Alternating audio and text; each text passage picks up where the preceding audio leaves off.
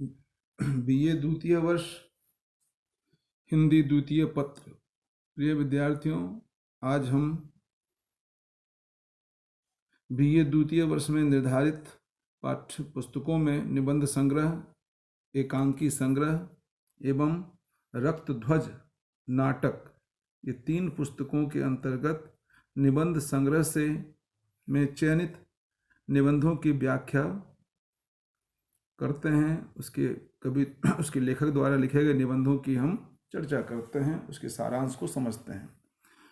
ये निबंध का शीर्षक है कवि कर्तव्य, जिसके लेखक हैं आचार्य महावीर प्रसाद द्विवेदी। इस निबंध के सारांश को हम समझते हैं। इसमें निबंधकार द्विवेदी जी ने किन किन बिंदुओं को आवश्यक माना है एक कवि के लिए अपनी रचना करते समय। आचार्य महावीर प्रसाद द्विवेदी ने कवि कर्तव्य निबंध के माध्यम से कवियों को समझाने के लिए लिखा है उन्हें किस प्रकार काव्य रचना करनी चाहिए। उन्होंने काव्य सर्जना के लिए 4 तत्वों को प्रमुख माना है, जिन पर हम क्रमशः विचार करते हैं। जिनमें पहला है छंद, दूसरा है भाषा, तीसरा है अर्थ और अंतिम है विषय। छंद। द्विवेदी जी के मतानुसार छंदोबद्ध सभी रचना काव्य नहीं है, बल्कि कविता का लक्षण जहाँ कहीं पाया जाए, चाहे वह गद्य में हो चाहे पद्य में, वही काव्य है।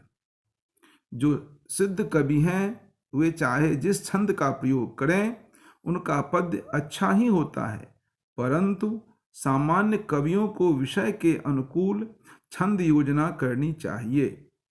उनके अनुसार जिन पंक्तियों में वर्णों या मात्राओं की संख्या नियमित होती है वे छंद कहलाती हैं, और छंद में जो कुछ कहा जाता है वह पद्य कहलाता है। प्राचीन कविगण इस कला में निपुण थे कि कौन सा छंद किस प्रसंग एवं वर्ण विषय के अनुकूल है। सगन गनो भगन का क्रम विन्यास कैसे हो, अतः हिंदी के आधुनिक कवियों को भी इन बातों पर विचार करना चाहिए। द्विवेदी जी इस बात के पक्षधर हैं कि जो छंद निरंतर काव्यों में प्रयुक्त हो रहे हैं, जैसे दोहा, सोरठा, चौपाई, छप्पय, घनाक्षरी आदि, उनका कम प्रयोग कर संस्कृत काव्यों में प्रयुक्त द्रुत विलंबित, वंशस्थ और वसंतीलिका आदि छंद भी काव्यों में प्रयुक्त किए जाएं, जिससे हिंदी काव्य का सौंदर्य बढ़े। तुलसी एवं बिहारी का दृष्टांत देकर द्विवेदी जी ने इस तथ्य पर बल दिया है कि इन दोनों ने एकमात्र चौपाई एवं दोहा के सहारे ख्याति अर्जित की। अतः जिस छंद में कवि की प्रतिभा सध जाए, उसका निरंतर अभ्यास ही अलंकार है। जरूरी नहीं कि कविता तुकांत ही हो, अनुप्रास पदांत युक्त ही हो, किंतु अतुकांत होकर भी अर्थ सौंदर्य आवश्यक है। निष्कर्षतः छंद तुकांत हो अथवा तुकहीन, परंतु कविता की चारुता का ध्यान परम आवश्यक है। तो छंद के संदर्भ में द्विवेदी जी का ये दृष्टिकोण है। अगला है भाषा। भाषा भाव की अनुगामिनी होती है, अतः कवि को ऐसी भाषा लिखनी चाहिए जो बोधगम्य हो और सब कोई सहजता से उसके अर्थ को आत्मसात कर सके। जो काव्य सर्वसाधारण की समझ से बाहर होता है, वह बहुत कम लोकमान्य होता है। कवियों को इसका सदैव ध्यान अपनी कविता लिखते समय करनी चाहिए। कालिदास, भवभूत एवं तुलसीदास की लोकप्रियता का कारण उनका सरल लेखन एवं सहज भाषा प्रयोग ही था। व्याकरण सम्मत भाषा कविता के सौंदर्य में और निखार लाती है तथा इसे नजरअंदाज करना काव्य दोष उत्पन्न करता है। अतः शब्दों का मूल रूप न बिगड़े, कविगण इसका भी ध्यान रखें। विषयानुकूल शब्दों का चयन कविता के सौंदर्य में अभिवृद्धि करती है, परंतु अनुचित शब्द प्रयोग काव्य रसास्वादन में बाधा उत्पन्न करती है। शब्दों के क्रम विन्यास का ध्यान नहीं रहने पर क्लिष्टत्व दोष उत्पन्न होता है, जिससे पाठक अभिप्रेत अर्थ ग्रहण नहीं कर पाता है। द्विवेदी जी गद्य और पद्य की भाषा एक हो इसके पक्षधर हैं। अर्थ चमत्कार ही कविता का प्राण है।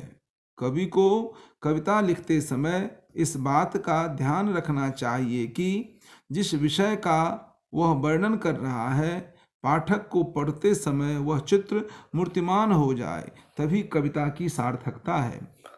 काव्य रचना करते समय जबरन अलंकारों का प्रयोग नहीं करना चाहिए, इससे अभिप्रेत अर्थ की प्राप्ति में बाधा उत्पन्न होती है। अतः कवि को अपने मनोनीत अर्थ को इस प्रकार व्यक्त करना चाहिए कि पद्य पढ़ते ही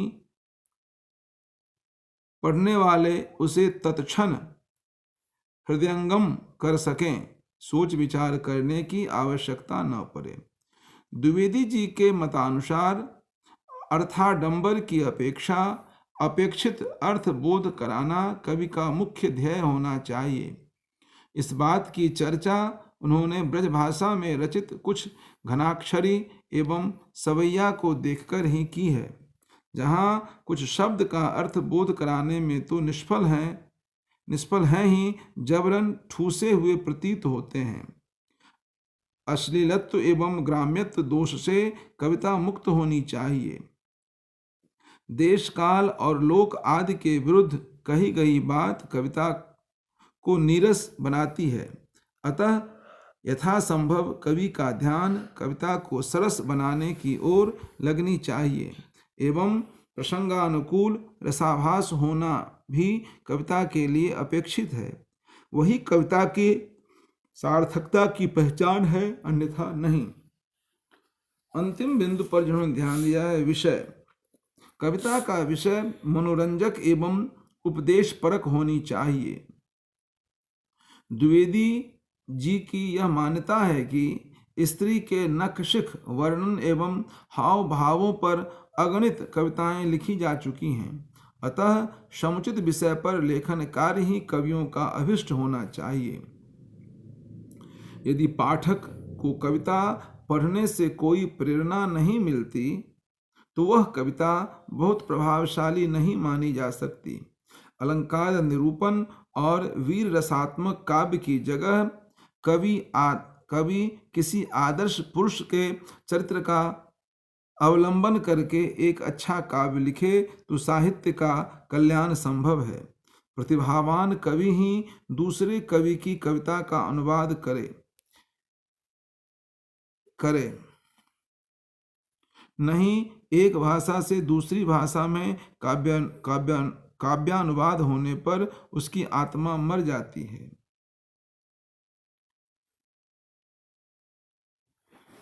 निष्कर्षतः द्विवेदी जी ने कुछ निम्न बिंदुओं पर ध्यान आकृष्ट करते हुए बताया है। निष्कर्ष रूप में कविता में साधारण लोगों की अवस्था, विचार और मनोविकार वर्णित हो, उसमें धीरज, साहस, प्रेम एवं दया आदि गुणों का समावेश हो, कल्पना सूक्ष्म हो तथा सहज अलंकार प्रयोग किए जाएं, भाषा सहज, स्वाभाविक तथा मनोहर हो, छंद सीधा, परिचित, सुहावना और वर्णन के अनुकूल हो। इन्हीं कुछ बिंदुओं पर द्विवेदी जी ने विचार व्यक्त किया है, जो कवि कर्तव्य शीर्षक के माध्यम से स्पष्ट होता है।